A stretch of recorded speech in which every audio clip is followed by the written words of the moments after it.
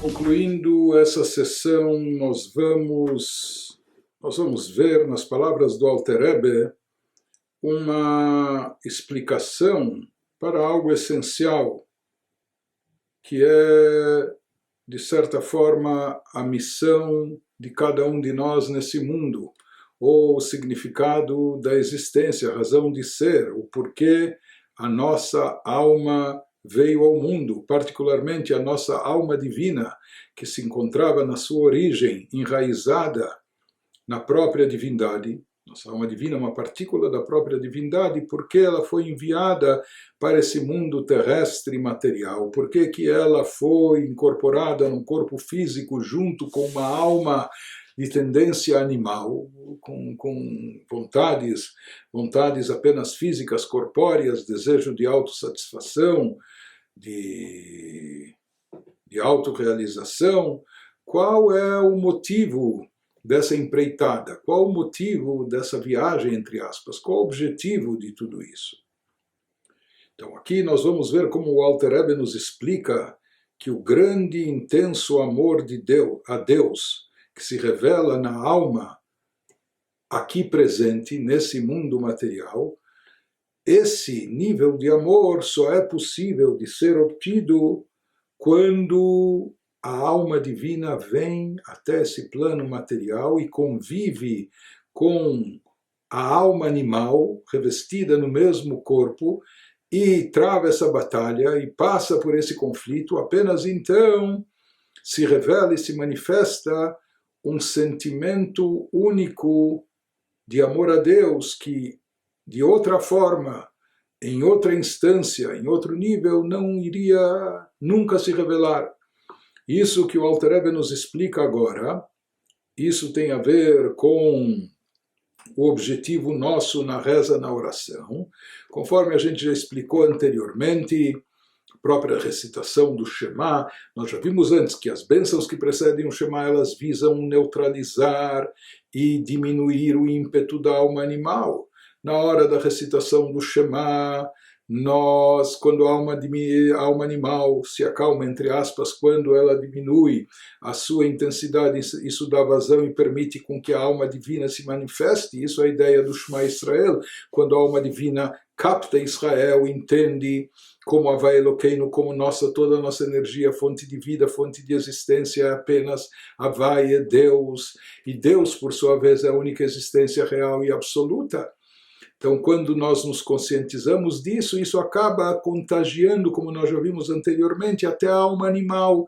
Por isso, na sequência está escrito, na sequência, no versículo seguinte do Shema, Ve'ahavta et Hashem Elokecha, e amarás a Deus, teu Deus, com todo o teu coração, Bechol levavcha, e como nós falamos, o que significa com todo o coração? Com as duas partes do teu coração, com as duas inclinações, não só com a inclinação positiva, mas até mesmo com a inclinação negativa, que é derivada da alma animal. Ou seja, a ideia aqui é contagiar e envolver até a alma animal, fazendo com que ela também não só se conscientize da unicidade de Deus, mas até seja atraída para a divindade e manifeste o amor a Deus. Isso significa amarás a Deus com todo o teu coração, pois com toda a tua alma. Mas as últimas palavras desse versículo dizem, amarás a Deus também o Bechol Meodecha, com tudo e mais que você tem. Ou seja, superando até as limitações. Isso em hebraico significa meod, arbe meod, muito, mas muito mesmo. Ou seja, que seja um amor ilimitado. Como se chega a esse amor ilimitado? Somente quando a alma animal também é convertida e direcionada para o amor a Deus. Isso que vai nos explicar agora o Alter Rebbe.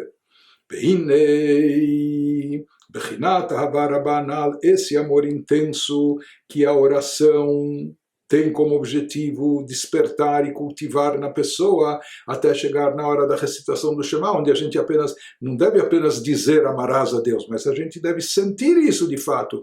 Se a gente fez toda a preparação anterior, se concentrou, meditou, refletiu no significado de todos os trechos anteriores da reza,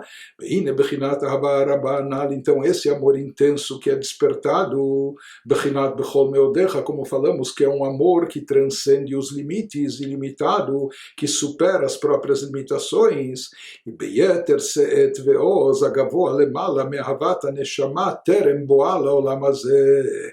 Nos diz o Alter Rebbe que esse amor que podemos e devemos, portanto, cultivar na hora da recitação do Shema é um amor mais forte e mais intenso, é um amor superior, inclusive, ao amor a Deus que a alma divina já possuía antes de descer a esse mundo terrestre. A gente pensa, puxa, mas ela já se encontrava lá no seu habitat espiritual, num nível sagrado tão elevado, para que descer para um mundo cão, um mundo tão pervertido como o nosso, um mundo tão materialista, um plano terrestre? O que ela ganha com isso? Então, surpreendentemente, o Alter Rebbe vem e nos explica, baseado nos livros de Kabbalah, e isso explica também o motivo de todo esse descenso, que é para viabilizar uma elevação ainda maior para a própria alma divina, e que o amor a Deus que a alma divina vai conseguir cultivar exatamente aqui nesse mundo, justamente aqui nesse plano terrestre materialista,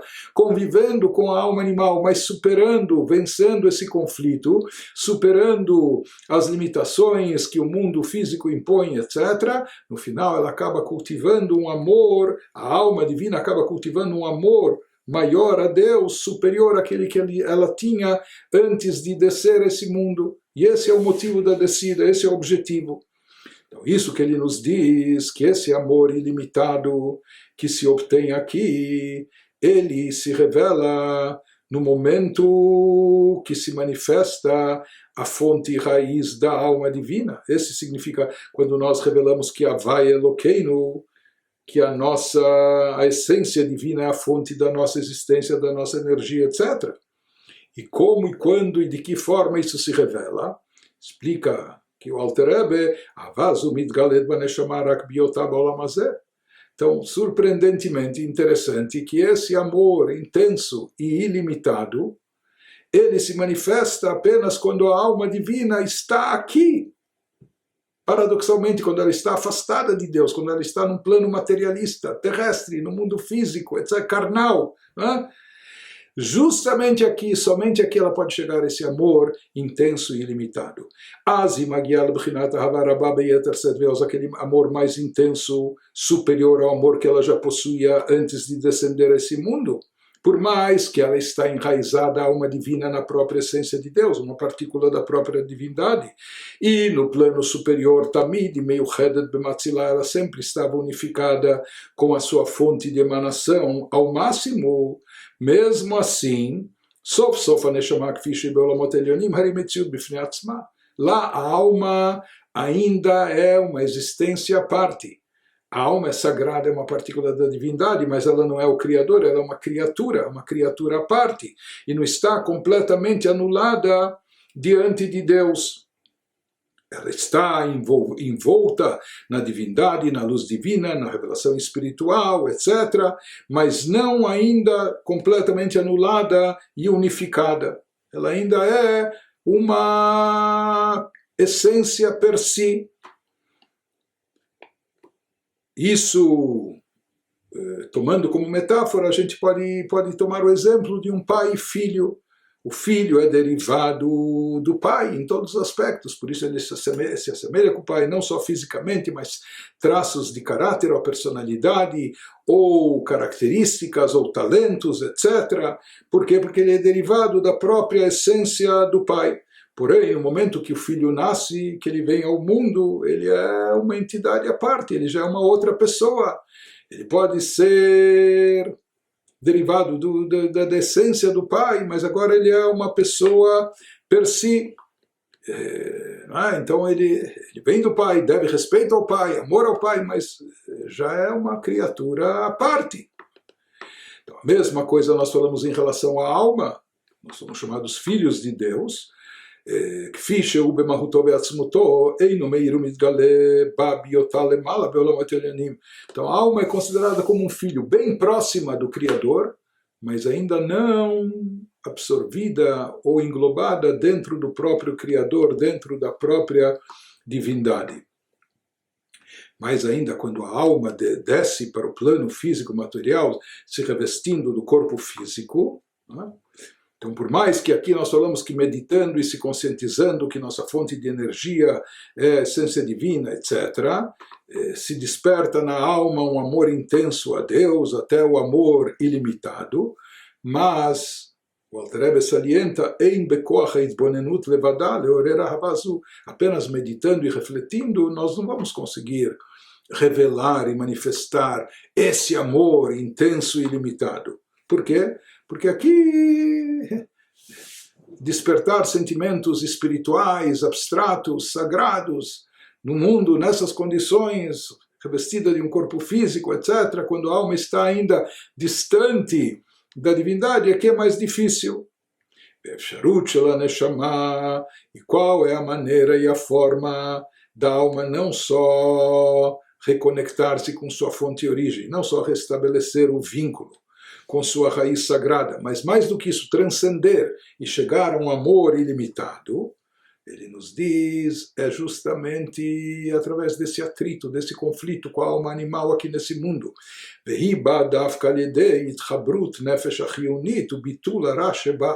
Justamente ao conviver no mesmo corpo junto com a alma animal, que elas não têm nada a ver uma com a outra. A alma divina só quer o espiritual, o sagrado, o bom.